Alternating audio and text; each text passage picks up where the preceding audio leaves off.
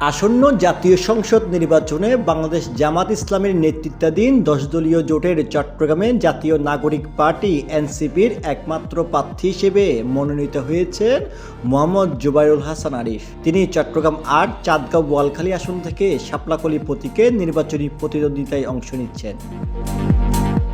মোহাম্মদ জুবাইরুল আরিফ জাতীয় নাগরিক পার্টির কেন্দ্রীয় যুগ্ম মুখ্য সংগঠক এবং চট্টগ্রাম অঞ্চল তত্ত্বাবধায়ক হিসেবে দায়িত্ব পালন করছেন। মনোনয়নপত্রের সঙ্গে দাখিল করা হলফনামায় তিনি নিজের পেশা হিসেবে উল্লেখ করেছেন সাংবাদিকতা। হলফনামা অনুযায়ী তার পিতা আব্দুল আজিজ এবং মাতা আফরোজা শাহনাজ তাসমিন।